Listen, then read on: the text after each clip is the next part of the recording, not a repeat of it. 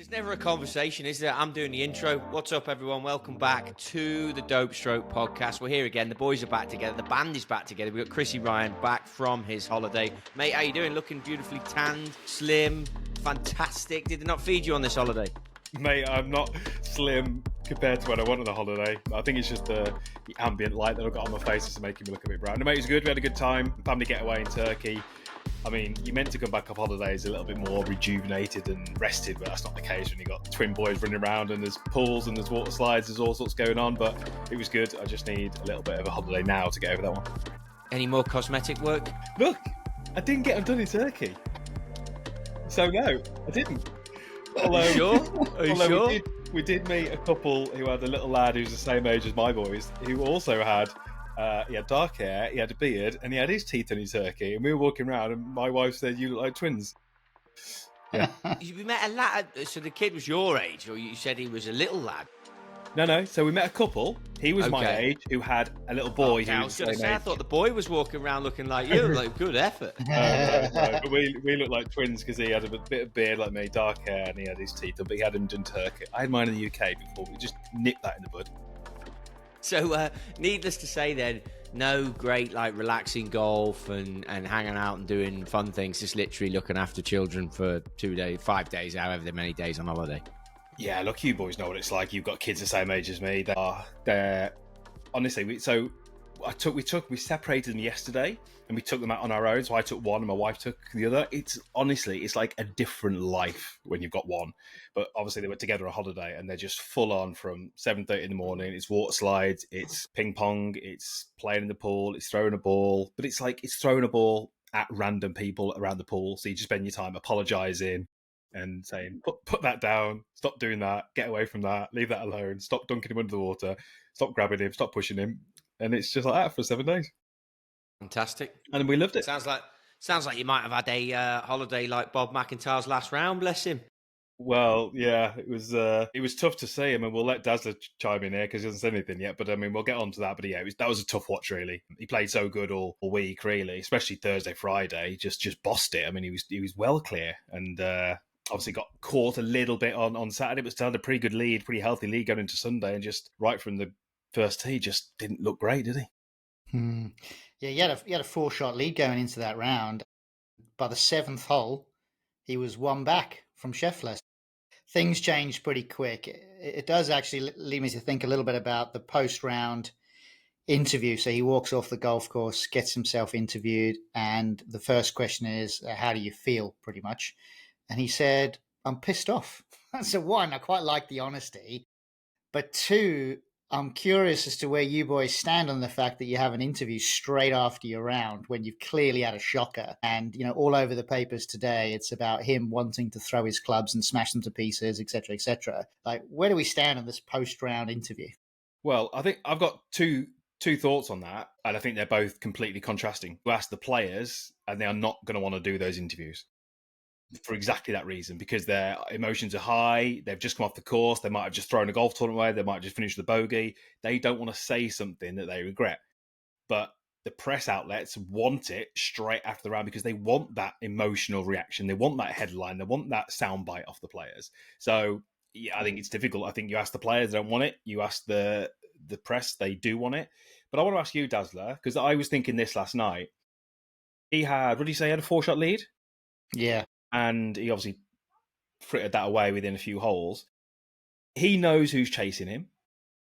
If that person chasing him is, I'll just reel some names off of Justin Thomas, Keegan Bradley, does he falter as much? Or are we seeing with Scottie a little bit of the Tiger effect? The fact that they know who's chasing them, they know what he's going to do, and a little bit of that. It just made me think last night, like we saw this with Tiger a little bit, that when he was chasing, the leader almost, they didn't hand it to him, but there was always a kind of performance which was a little bit underwhelming from the leader. I do think that, I don't think it's quite the same as the Tiger effect, because Tiger almost, not quite, but he almost had that from the very start of his career, because he went on to win really quickly.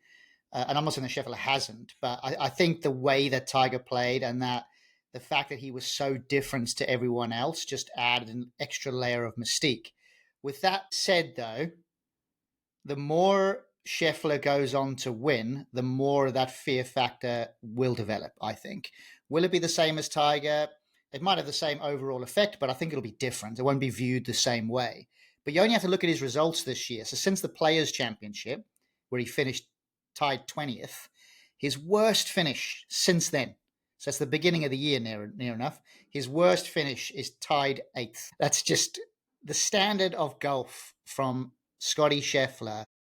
There's no question that he is playing the most dominant golf we have seen in the history of the PGA Tour. Tiger Woods right up there, of course. Jack Nicklaus right up there, of course.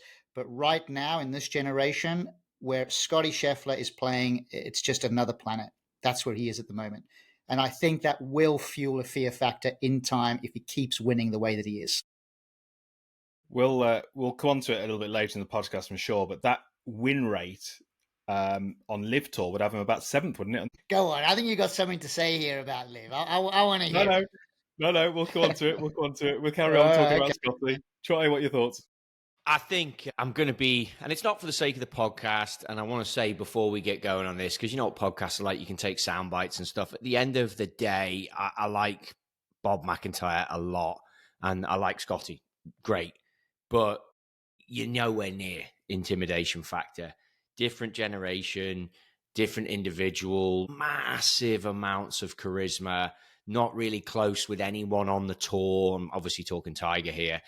Only really seen before that from, if you go back in time, which, look, I love the golf history, you boys know that, but like Hogan was known, the Hogan mystique. Then you had Faldo. He obviously framed his whole situation on Hogan. Norman wasn't really liked by his peers when he was playing. Not even sure he is now. We'll let Bobsy tackle that with his LIV comments that are coming up here. Then you've got, like, this just died. Like, Scottie is such a nice bloke. Couldn't be nicer. So you're not going to have that intimidation factor that you have. Now, the question that raises to me, and I didn't watch it, but I did because I was busy with the same situation that Bubsy had going on holiday, like, you know the deal. But you come back and I watched Tommy Fleetwood last week, and I think he crumbled a bit. I look at Bob McIntyre. Look, I know he shot 3 over in the final round, but he said a couple of things about like the chip in and, you know, if I make birdie here, things are different. So Scottie went on and won it. I've also followed some stats on how Scottie plays and his comparison to Hogan and the shot shaping he chooses and where he chooses to miss and the flags he misses from, again, compared to Hogan. And you look at it and you're like, it's shaping it, and the way he shapes it and the way he plays and the way he keeps that equilibrium is just flipping phenomenal. I don't think he had his caddy this week, did he? Which was a big one. Like, Ted Scott wasn't there, so to win without him was a big one. Man of faith, which I think plays a part in this, as daft as it sounds. Like, you can always lean on that, if not as daft as it sounds, but if that's your jam, and we'll leave that there. But the bottom line is like, I think when you piece all this together, Bob said a few things in the media, and I think that needs to be like maybe showing too much who he is. The US media dives on that as we're running into the Ryder Cup they're going to. I love Bob for it. But to go back to the original question that you asked, and then obviously I've not forgotten the LIV piece, which we know you got a hot take on, but the original question you asked, these fellas have to be interviewed immediately. And the reason is because it's an entertainment product. Like, the Premier League's just started. I know we're all English. I've never liked the Premier League more than I like it now. And it's amazing. Like, the drama, the games, the way the football is played, it's phenomenal. And you can sit and you no longer are you watching one game and struggling through it. You're now watching like 5 or 6 games at the weekend. Now, partly because I'm living here in the States and the time zone works for me to watch it. But on the same note, it's just like, there's not any drab. The characters you can see in the players, the tactics you can understand. Same as Formula One. The coverage is phenomenal. That Brundle fella, just different class. Now, I know we've got our Baker Finches who's just retired and Faldo's just retired. And now we've got Smiley Kaufman coming in. Brilliant. But we need Bob. We need Tommy. And I don't think this was the same situation that we had. And I don't think Scottie's as intimidating as what Tiger was. I mean, Tiger at tournaments, boys, it was his show. Even at the Open Championship in the UK, it was his show when I worked there. And when he came on the range, I wasn't hitting a shot. And even I had my wits about me. And he was using Nike golf clubs. So, like, what am I panicking for? But I was, you know what I mean? He was different gravy. He was different. Actually, I remember a couple of occasions being out in fact, one springs to mind quite clearly. I was in Abu Dhabi for the Abu Dhabi Championships, and I was having a chat. You'll probably remember this name, Trottie, Damien McGrain, out on the driving range. Yeah. And next to me at the time, Steve Williams puts down Tiger's bag. You don't see Tiger pitch up for about another 10 minutes.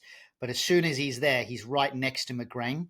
And obviously a small group of people then, which actually suddenly starts to get bigger and bigger, actually this group of people who want to come and watch Tiger. But you've got then these guys who are playing against Tiger, whipping out their phones and taking videos of Tiger hitting balls next to them. I don't think you see that to the same level with Scottie Scheffler, but it doesn't mean that Scottie Scheffler hasn't got a phenomenal ability. It's just that intimidation factor, I think, is a little bit different. But going back to the interview, Quint, I like the idea of the guys being interviewed straight away. I'm a big fan of that. But then equally, interviewer, how far can they go? Because in that situation, it's quite easy. And for the interviewer to say to Bob, this is quite aggressive here, by the way, but he might say something like, do you think that you folded today? Could you imagine what kind of true response you might get from that? Or would that be considered disrespectful? And I sit on the camp that it's probably disrespectful, but equally, you got to touch on the points that what was he thinking during that round? And like he said, to be fair, he was actually asked a question similar to that. And he did say in the interview, I don't know yet. I haven't processed this enough to really validate that. And that shows a good measure of his view at that time, that he's going to have an opportunity to reflect. But I still wonder that by interviewing the player so soon after, how far can the interviewer go to press a button, which, let's be honest, is the entertainment industry? Is that button being pressed hard enough to generate more clickbait for the tour? I just want to dive in there because you've raised a point that I absolutely want to bring up. You know, the lesson from the last 2 weeks for all of us, and well, for me, and I'm putting myself into 99% of golfers. Tommy Fleetwood and Bob McIntyre were both interviewed and they both had similar answers. They were both able to compartmentalize what was happening and separate it from the interview. Tommy's interview was phenomenal, by the way. He just lost the tournament. It was phenomenal. How he was able to package that up and already separate it into the next. Now, most people watching who are maybe drinking a beer out here in the States, have got the grill on, it's on in the background, or they're in the golf club watching it, will not be listening to those interviews. But that is the gold that the 15-year-old NCAA future star or playing for England future star is watching. And if he or her are switched on, they're going to be like, hang on a minute. They've just lost a PGA Tour event, which is their dream to win, a playoff at all that, and they've been able to compartmentalize like that. Phenomenal. And then, to be fair, McD, another cracking point you've raised, the game is played by gentlemen, apparently, and the rules are the rules, and the history is the history, etc., etc. The media is going to have to adjust. It's not going to. It's going to be slow. But I could list you 2 or 3 names now in the social media world that are borderline journalists, borderline social media influencers, whatever that means, borderline getting into the space, who are going to take it forward. They have to. Because the traditional interviewer, I'm with you. I get it. They're respecting it. But I think, I hate to say it, those days, even though we're living now in a new world and whatever, but those days of respecting, not asking the question, I think they're gone. I think they've got to be gone. And I think as the Smiley Kaufman's taking it forward, you've got Dan Rappaport, former Barstool. He does a nice job. Borderline, like maybe a bit safe. Maybe he's not the guy. Roger Steele with the TGL, cracking fella. Borderline, maybe puts his spin on it. But there's going to be someone who comes out of that realm that will ask the questions and cannot be turfed out for it. Yeah, because they already do it in football, right? You watch the Premier League coverage and they already do it there. So someone gets sent off and the interviewer will say, hey, do you think that red card was the turning point of the game? And then the pressure was too great for the team to be able to cope. They'll say it pretty much just like that to the manager. And obviously the manager's in the heat of the battle as well, being interviewed less than 10 minutes after the end of the game. So I think there's a place to be a little bit more direct. Of the man. Look at the Man United manager now. His interviews are quality. It shows you truly what's going on. We can't have, I was at an event the other day, 6 months ago. Kid stands up, his first time playing the event. He gets up to speak to the crowd, and he's youngish, good player, gives the generic answer. Nobody wants the generic answer anymore. Want the It's truth. exactly. Can I raise a point which is something to do with Bob and a little bit with Tommy, but it's something that's it's played on my mind for a few years now, and I've never really understood where it comes from. Right, so if you think you're going to win a tournament, we'll take obviously the weekend's BMW. You list the skills that you need to win that event. I mean, that is one hell of a list, right? You've got to be able to drive it pretty far. You've got to be able to drive it in play. You've got to be able to control your distance with your irons. You've got to be able to control your direction. All these things that you've got to be doing. And one of those skills is being able to perform on Sunday under the greatest amount of pressure to get it done. Now, Tommy wasn't able to do that. Bob wasn't able to do that. But if they turned up at that event and didn't drive it well, it would be quite okay to ask them, you didn't drive it well. And they'd go, no, driving was poor this week. But when you ask them, did you buckle under the pressure? Why is that so taboo? Why can't they just go, yeah, I buckled under the pressure. So of all the skills I needed, there was just one that I didn't quite nail this week. Why has it got such a bad reputation that no one can admit that, yeah, I didn't play well because the pressure got to me? No one would say that. But I've always wondered why, because it would be easy to go, yeah, I didn't put well this week. My putting was off. I didn't hit my irons good. But why is it so taboo? Victor Hovland would say it. That's why I love the guy. In every sport, it's almost like used as a stick to beat people with. You can't do it under pressure. Well, yeah, but there's loads of guys who can't get into that event because they can't drive it well enough, or they can't hit their irons close enough. Why is that okay? And the irony is, like you said, it's a skill, and like all skills, it's got to be rehearsed. So the only way that you can develop a skill is to be in a winning position more often than not, so you can experience what it takes to win and what happened when you lose. And I think actually, just going to your point about Fleetwood, that's probably a good example. He finished fourth last week. I know he wasn't really in main contention, but a week after the week before to finish fourth, that's a pretty good position, I think, all things considered. You have to. I think this is about business, though. You have to be in a winning position as often as you possibly can to develop skill set. And the reality is, as it is, like golf is a very unique sport where the number one player in the world loses more tournaments than he wins. Even Scheffler right now loses more tournaments than he wins.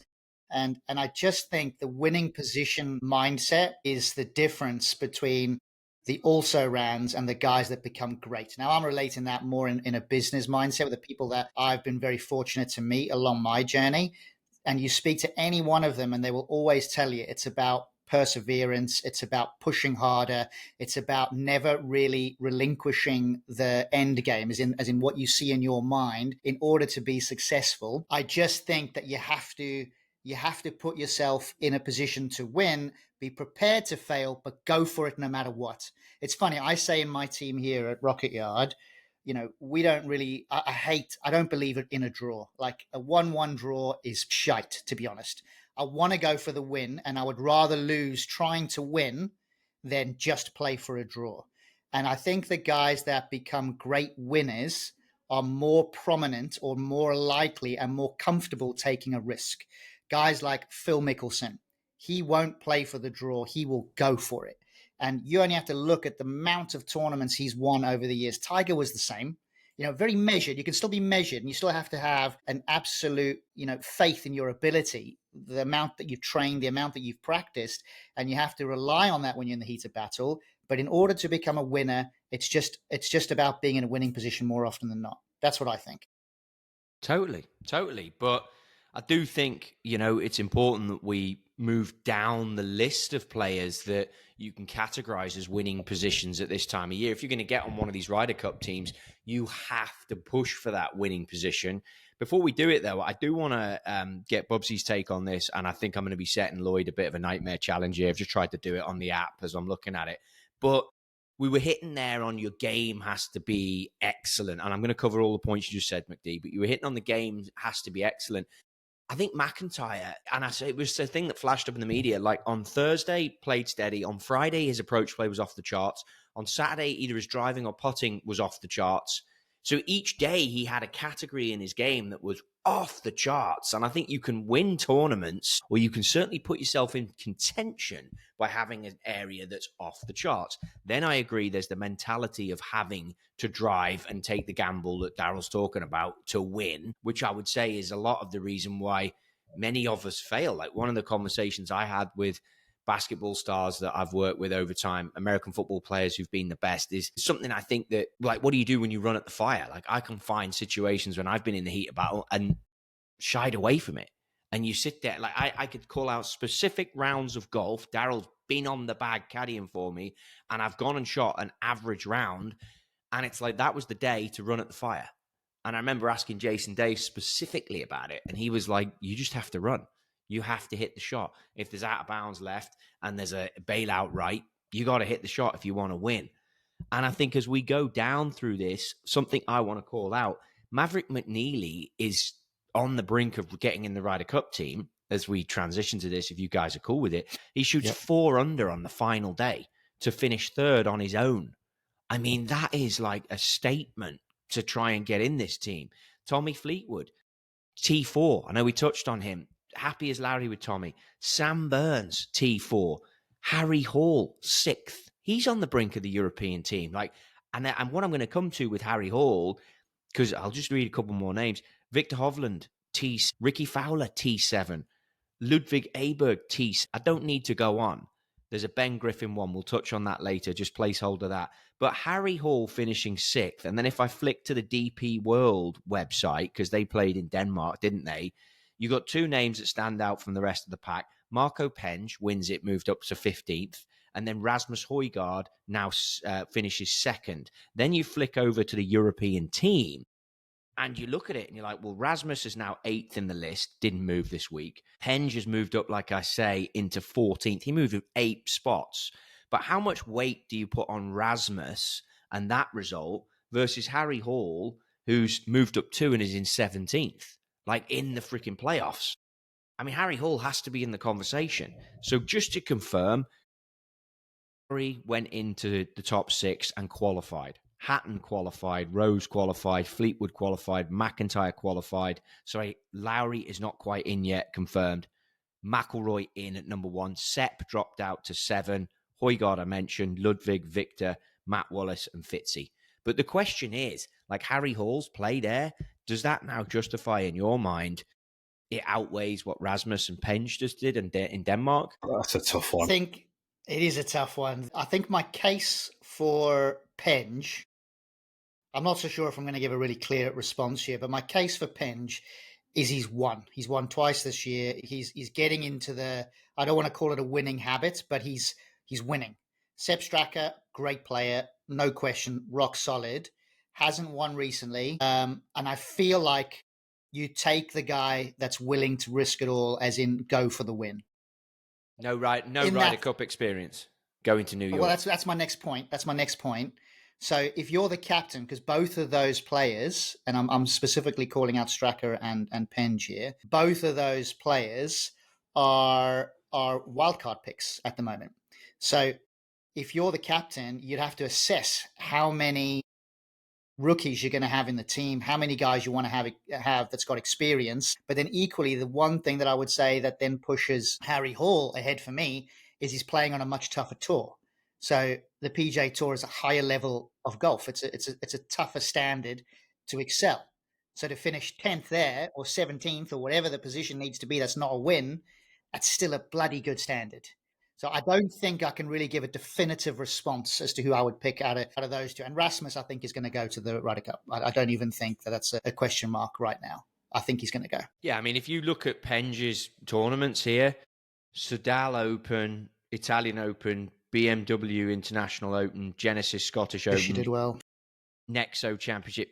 Man, I'm not being funny, but these are all small events. You know what I mean? That's right. And if I look at Sepp Straka, he's playing big boy events with his big boy pants on, and he's stepping up to the plate. You know. So Dazzler, that's why it's not so clear. Oh yeah, if you had let's say a job opening, right, and then you get 2 people apply, both sending their CVs, and you look at those CVs. That's almost like what we're doing now. We're looking at their CVs by looking at what they've done this year and how they've performed, how they've won. But you wouldn't make a decision based on those CVs, would you? You would be looking at those people and say, okay, I've got a question mark over this person around whatever. I've got a question mark over this person. You'd get them in, you'd interview them, you'd ask certain questions to see whether they give you the right answer or not. is that what Luke Donald's doing? Is he almost going to have to almost interview these people to get under the hood a little bit and not just look at on paper, oh yeah, Marco Penja's won twice, but has he got to not interview him like in a formal way, but is that what he's trying to do? Do you think as a captain is trying to say, I need to learn a little bit more just than what we're discussing here? I definitely think that an assessment on the player's character is really important. I guess that's what I'm getting to. How that person, if they have an impact on the team, it could be positive or it could be negative, regardless of the standard of play. So I do think the data and a lot of those elements and the actual statistics, and he's going to have a whole team of sort of mathematicians and data analysts and people like that to be able to make judgments on certain things. But I still think that character will form a part of it, just like it does when I hire people now. And I feel like I'm hiring people all the time in the minute, but it's like you have to know, can that person fit into the team? Are they going to be a positive contribution? Are they ambitious enough to sort of hang on the coattails, but also push the person up the hill? You know, that's what I'm looking for. And I imagine as a captain, you're going to want players that have ambition, which you'd like to think that all of them will have ambition, but it's how they demonstrate that in the team room. But I still think you might be faced with a decision where you go, well, I really like this guy's character. You know, he'd be a great fit for the team, but he hasn't really got a lot of experience. And actually the rest of my team, I don't have a lot of experience.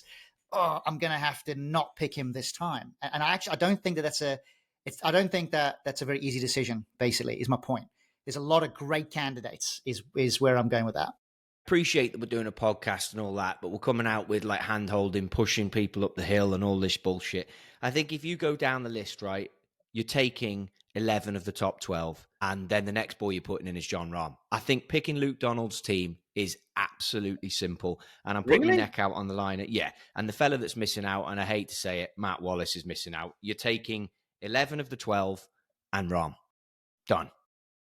Actually, this is a question. Look at it. I don't think that this should be based on only 6 players qualifying and the captain gets 6 picks. I think that's rubbish. Yeah, I think it should be. Yeah, you should. You know, top 10 you get in. 10 and 2 wild cards. That's the way it should always be. That's what it used to be. Yeah. The American boys were losing too much, so they changed it. But then we're folding now, and we're doing a year across in Europe. I mean, that's not true either. We're not folding. It is. No, it's not. Well, what I'm saying is we're giving too many picks to the captain. You should earn your way onto the team. Imagine being Sepp Straka in 7th and not being selected. He's going to get picked. He's legit. I know. But just imagine. I'm just trying to imagine the situation. So he's 7th. The guy's better, play great and can't get into the freaking team. I'm not sure if I agree with that. It should be top 10, qualify, and then 2 wild cards. Yeah, of course. I mean, everyone listening to this whole thing, even the people that make the rules agree with that. Everyone agrees with that. They agree with it, do they? It's just the US boy. The US lose, so they got to change everything up, haven't they? But I'm telling you, back to the point here, that European team picks itself, mate.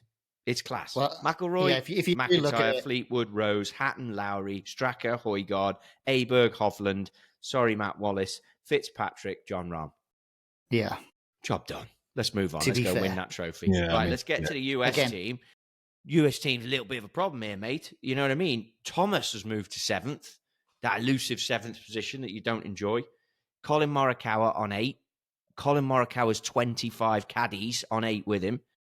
Then you've got, did you hear the Ben Griffin story about the creatine this week? What a muppet. About the what? Creatine. You can tell it, Bubsy. I don't know the story. I saw a headline.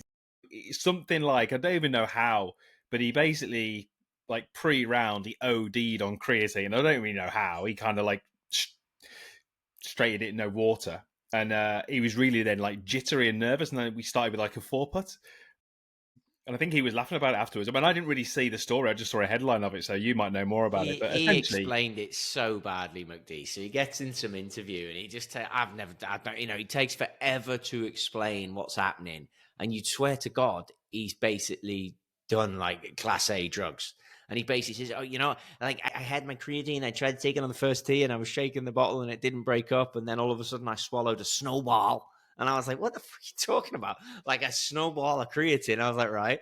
And then he just says he gets the jitters. And then it just made golf look stupid. It made golf look stupid. It made him look stupid. And I was like, mate, you look like an absolute muppet here. You should have just said it.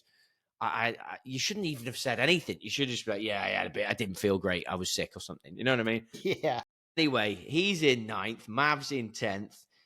boys, they got so many problems. My boy Brian Harmon's up to 12. They get so many problems here. Sam Burns, 16. Patrick Cantley, 15, who are two players they're going to have to consider.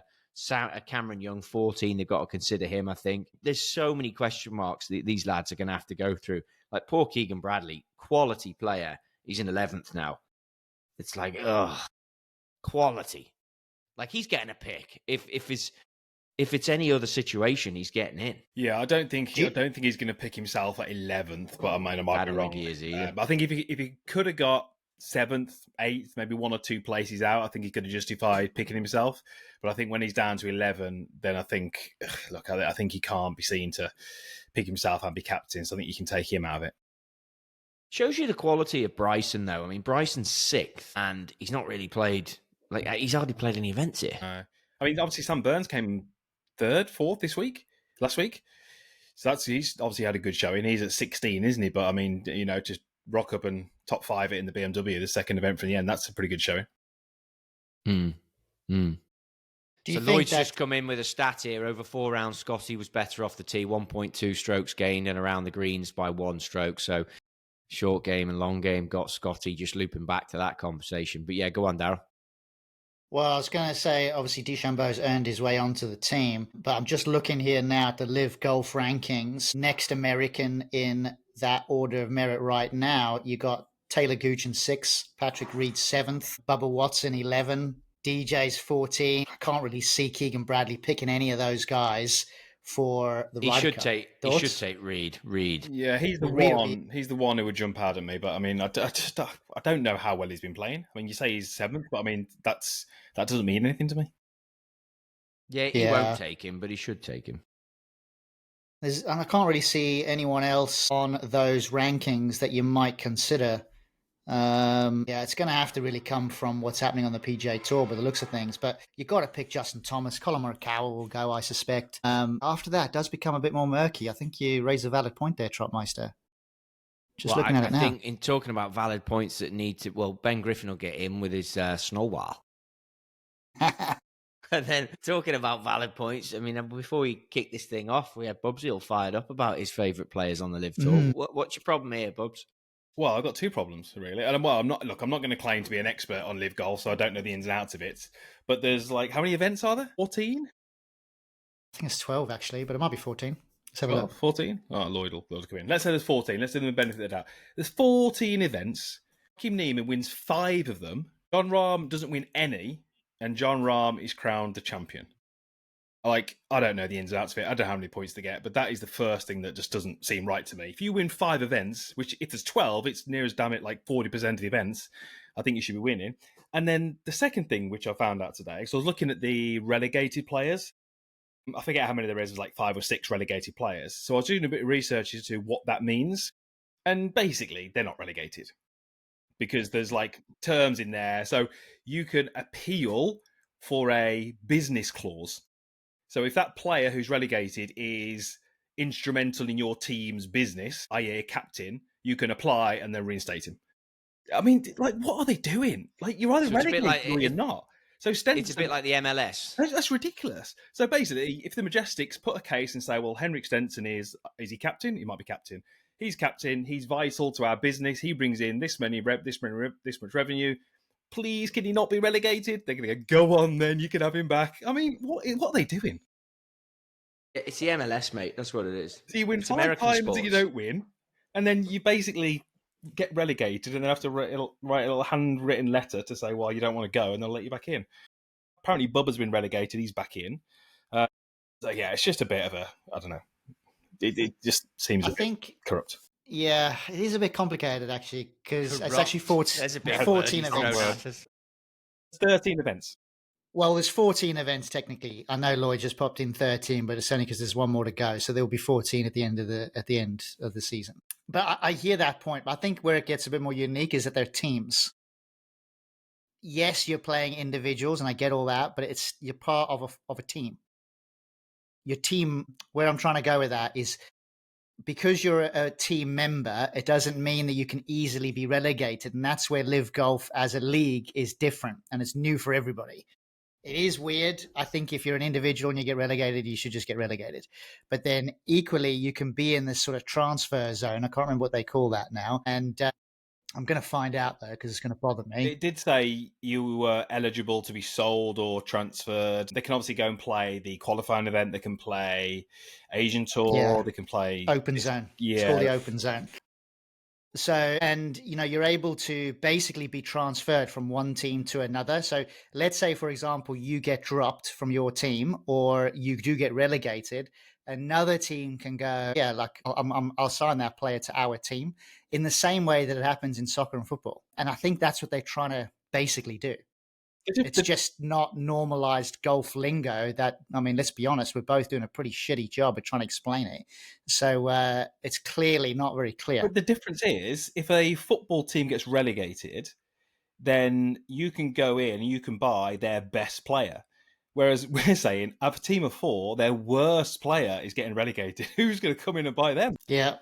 Trottie, help us out. What are they doing? Look, I don't know if I'm in a position to. Yeah, I've just downloaded the app. I mean, it's tricky, isn't it? It's tricky to follow. The only question I was going to come up with as I was listening to you two bumble through it is, do you think this team play has any impact on Ryder Cup? Basically, because you're playing on a team. No, I mean, I know what my answer is. Yeah, not at all. I don't think so. Not at all. It's funny, and then Happy Gilmore makes a movie that plays on, the news. It's just funny. I just think we're going to figure it all out. It pisses me off. It's like, this is why I don't spend much time watching golf right now. I'm like, I remember playing some golf a while ago with Seb. You know Seb, don't you, Daryl? And we were talking about certain things, and this was back when there was a match between Bryson and Brooks. It was a few years ago now, and it was like a 12-hole match or something, and the viewing figures were pretty poor. And I remember him saying to me something like, people watch for... I can't remember what his word was, but there was nothing on that match. It was just Bryson and Brooks playing together, right? There was no outcome, so no one watched it. But he said to me, would you watch 2 players who come from the Corn Ferry Tour, who had an 8-hole match, one player got their tour card for next year, one player didn't? And I'm like, yeah, I'd watch that. And it was more about the fact that you watch because there's jeopardy. There's jeopardy. So I just think when you have this, the relegation zone, when people start to realise that actually that's not a relegation zone, because those players can be, it just takes the jeopardy away. And that's what sport is about. Sport is about, I was watching the championship playoff final. Now, I don't watch championship games, but I knew that was a massive game because one of these teams was going to get promoted, and that's what you watch for. So I just think they've got to be a little bit careful that if the relegation zone, as they call it, turns out to be not as the name suggests, you just lose a little bit of that jeopardy, and you lose a little bit of potentially USP, which they could play on. Yeah, I think part of the challenge might be as well, if one of your teams is almost like a nation. So you look at Stinger GC, for example, you have 4 South Africans in that team, and you might not have, so one of your players gets relegated, who then comes in? And I think that's where it gets more complicated, because that team very likely going to want another South African to be in the team. Do you go for someone that's still a big name in the country, but might not necessarily be as competitive, but is going to draw a crowd? I think there's a bit more of a commercial factor there. But then I think the argument from the PJ Tour players will be, well, that's not the point of sport. The point of sport is the best of the best, and that's where they play. So if you get relegated, you're out. But isn't that Stinger GC team owned by South African owners or something? It'd be something to do with that, won't it? Well, Louis Oosthuizen's the captain of the team. Obviously, there's 4 South African players in that team, and everything is very centered around South Africa. And obviously, they made the announcement recently that there's going to be a LIV event in South Africa. LIV Golf, by the way, in South Africa is massive. Everyone goes on about the fact that it's not popular in different parts of the world, but in South Africa, it is big. And people watch it avidly in South Africa, and Supersport, I think, cover that over there. So I'm not so sure if it's that much of a straightforward answer when you look at the entertainment as a product versus sport, which is really about winning and losing and the best go on to win, et cetera, But jeopardy, I think, is a very key factor to your point, Bubs. Like, I want to see someone that is in the relegation zone struggling that round and actually doesn't make it and gets relegated and actually gets relegated. But I mean, you spoke there about South African team, or the Stingers, who are effectively South Africa, and if they were to lose or get relegated, they would need to get in a new South African player. But the way I read that, they wouldn't. They would just go to LIV and go, we really need him. because he's South African. We're a South African team. Liv would go, go on, then you can have him back. That's what I read into that. It's almost like a little loophole to put in there to give these teams a little bit of a cushion. I mean, that might not be exactly true, but that's the way I read it. You know, you could easily put a case forward to say, well, we're 4 South Africans. This player brings in 25% of the revenue. We'd be lost without him, etc., etc. And they go, yeah, okay. How they come up with these names, by the way, is just beyond me. I mean, I'm lost now in this app, and I'm like, geez, first off, how does Daryl know the stats on South African viewers in LIV? I mean, are we fact-checking that? Is anyone fact-checking this stuff? Hey, I'll get the evidence. No problem at all. Yeah. I'm close to the source. You love LIV. That's come out of this whole thing. I do like LIV. you're a big LIV guy. And I'm just stood here like, what's going on here, Bubsy? A huge bug in my office. I'm going to have to just get rid of this before. Look at that. You had a bug on your headphones. What is that? Right. See if you can draft it for the South African Stinger team. Yeah. Anyways, I mean, I think we've done it all in, boys. I think we've covered all the points. I think you've done a nice job, Dave. Left me with a lot more questions than what I came in with this podcast. But I think the only truth that's being said in this is that there's 11 players picked for the European team, and we're having John Rahm as the 12th. Job done. Gotta be. Box it off. You've made it easy. You made it easy. You don't. Who needs Luke Donald? Let's just get you in there, Trottie. There would be some serious talking in the media if I was there. Imagine if I had free run just to say what I wanted. He's shit. Mate. He's class. He's playing with him. He's playing great. with it. He's shite. What I want to know is between now and then how we cover another subject. I feel like between the three of us, we're very pumped about the Ryder Cup. Well, I think it's going to be Ryder Cup now all the way through. We're going to be talking Ryder Cup weekly. Yeah. Do you think we could do with getting someone on who perhaps speaks on an American behalf? I do feel like we're going very much down the route of like we're three guys who you're rooting for Stingers and me and Bubsy are rooting for the Euros. I feel like we need a US guy in here quickly. Come on then, let's get a guest. We'll get it. If anyone's listening to this podcast and you're really knowledgeable and you're an insider and you got some information, let us know. Well, Trottie, there you go. Let's get a guest on. Yeah, you're basically American anyway, Trottie. I mean, the only thing you haven't got is an accent. You still got the Scouse thing. You know, people still think you're going to nick a car or something like that, rather than actually going, hey, buddy, let's go for a beer. Not sure you can say any of that anymore, Daryl. Not sure you can say any of that. So there we go. Let's put a bow on this before Daryl puts his foot in it as he's grabbing onto coattails and pushing stuff uphill with his European pickings dancing around him. That's another beautiful episode of the Dope Stroke podcast. You can find it in all the usual places. Be sure to fire in. We've got an email address, haven't we? I don't know if anyone can remember it, but stick in the email any questions you have about what we're talking about, any subjects you would like covered coming up, and how everyone feels about John Rahm being the only lock-in for the European Ryder Cup team. Dope Stroke podcast, put it in. Bubsy's off to somewhere else next week to get some more cosmetic work. Hopefully he'll be back in time, and we'll see you all then. More